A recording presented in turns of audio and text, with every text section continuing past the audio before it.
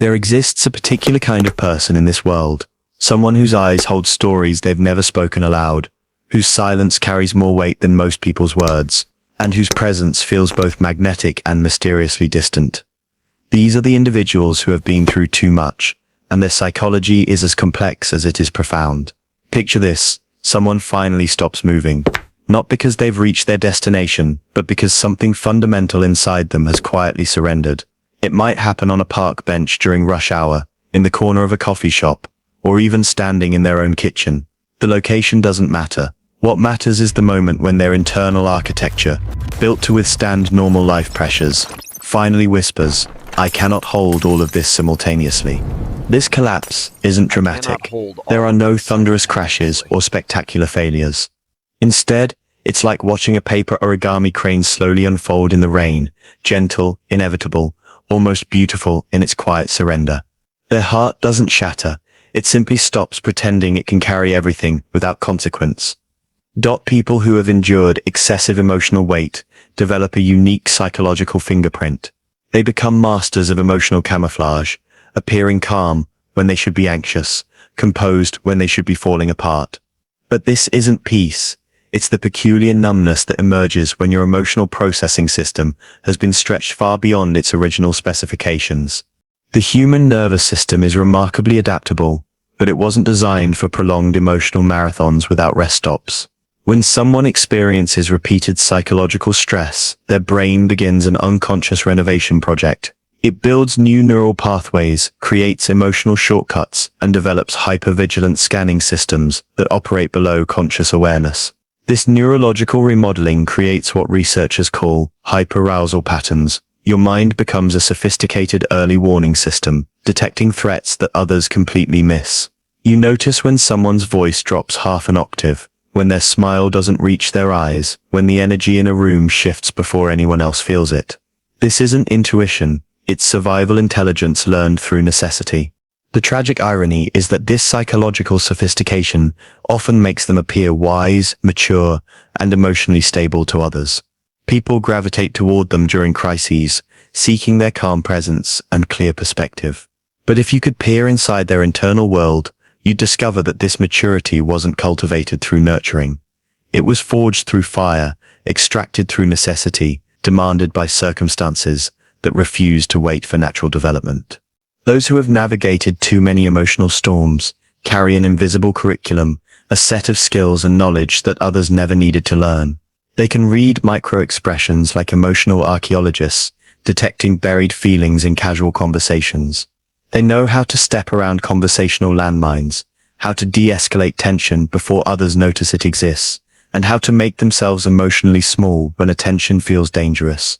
They develop what psychologists term emotional overcompensation. Their nervous system becomes hyper-responsive to subtle environmental cues. If you've ever wondered why you overthink every text message, scan for tone changes in casual conversations, or prepare for problems that haven't materialized, this is why. Your mind learned that uncertainty was dangerous, so it constructed elaborate defense systems you never consciously requested. These psychological adaptations create fascinating contradictions. They can be simultaneously open yet guarded, caring yet detached, present yet distant. They offer incredible empathy to others while struggling to extend the same compassion to themselves.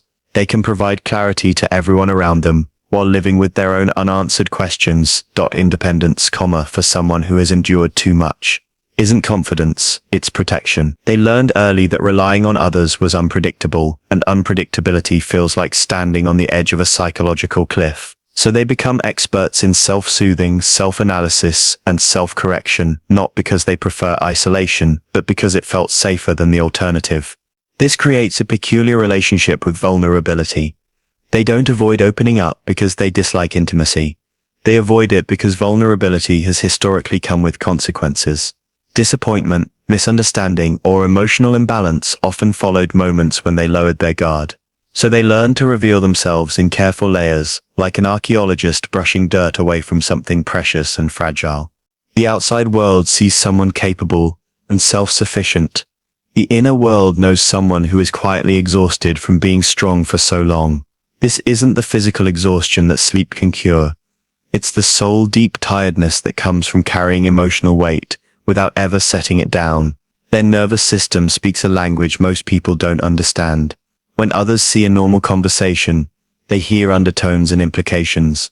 When others experience a minor disappointment, they feel the echo of every previous loss.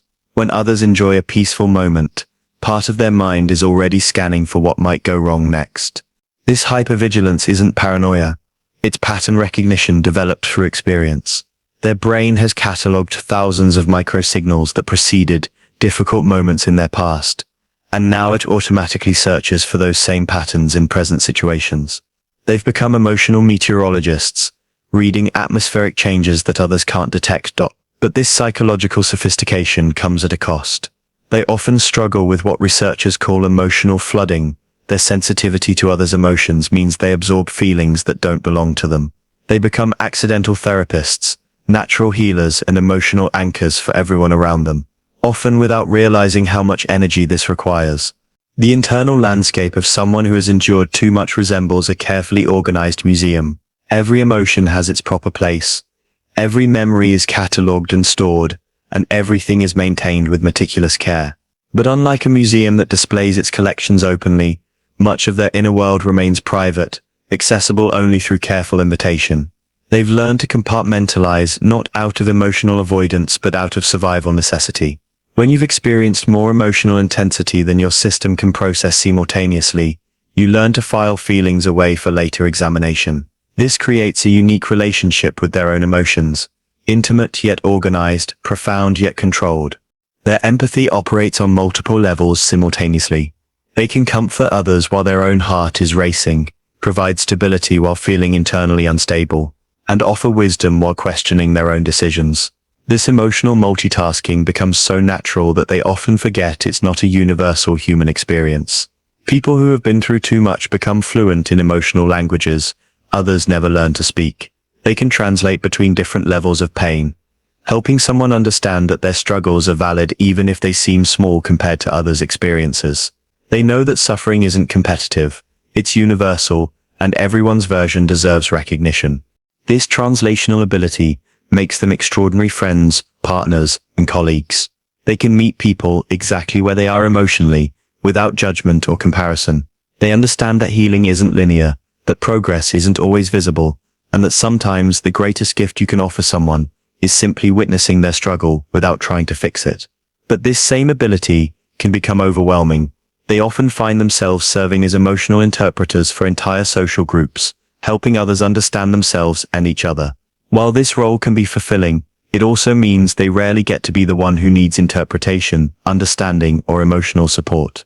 Eventually, many people who have endured too much reach a turning point, a moment when they begin to understand their own psychology not as damage, but as adaptation. They start recognizing their hypervigilance as intelligence, their sensitivity as strength, and their caution as wisdom rather than fear. This shift doesn't happen overnight. It often begins with small realizations, noticing that their ability to read people serves them well in their career, that their empathy creates meaningful relationships, or that their emotional depth allows them to appreciate life's subtleties in ways others miss. They begin to see their past not as something that happened to them, but as something that shaped them into someone capable of extraordinary compassion and insight. Their scars become evidence of their resilience rather than proof of their brokenness. The traditional understanding of strength, loud, aggressive, uncompromising, doesn't fit people who have been through too much. Their strength is quieter but more enduring. It's the strength that continues when everything hurts, that rebuilds when everything falls apart, that hopes when hope seems foolish. They learn to redefine vulnerability too. Instead of seeing it as weakness or danger, they begin to understand it as courage. The courage to remain soft in a world that often demands hardness, to stay open despite past disappointments, to trust again despite previous betrayals. This redefinition process is gradual and often happens without conscious awareness.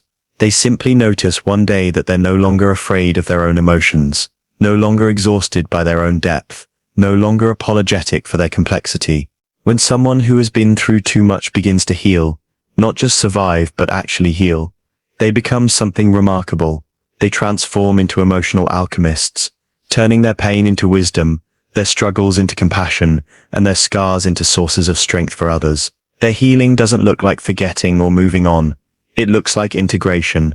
They learn to carry their experiences as part of their story rather than as their entire identity. They develop the ability to honor their past while creating a different future. This integration creates a unique form of leadership.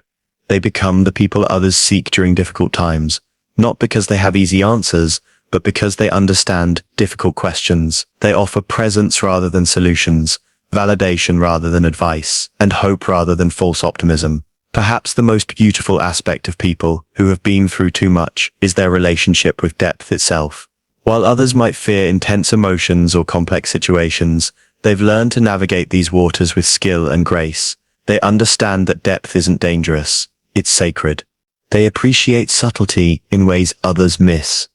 The weight of a meaningful glance, the comfort of understood silence, the power of simply being witnessed in their complexity. They've learned that the most profound connections happen not through grand gestures, but through small moments of genuine recognition.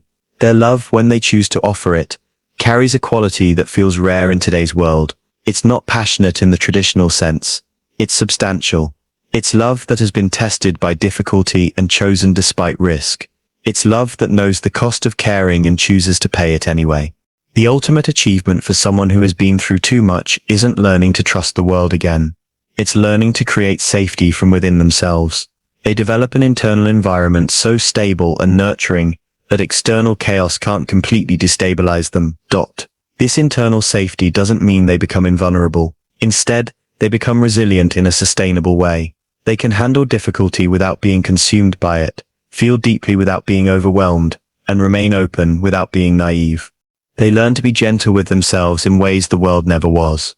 They develop the ability to comfort themselves during difficult moments, to speak to themselves with kindness rather than criticism, and to honor their own needs without guilt. The psychology of people who have been through too much is not a destination but a journey, an ongoing process of understanding, integrating, and growing. They continue to discover new layers of their own complexity, new applications for their hard-earned wisdom, and new ways to transform their experiences into gifts for others.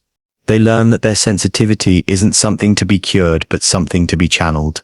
Their depth isn't something to be feared but something to be celebrated. Their complexity isn't something to be simplified but something to be honored. Ultimately, people who have been through too much become living proof that the human spirit can not only survive but transform. They demonstrate that pain can become wisdom, that wounds can become sources of strength, and that the deepest suffering can give birth to the most profound compassion.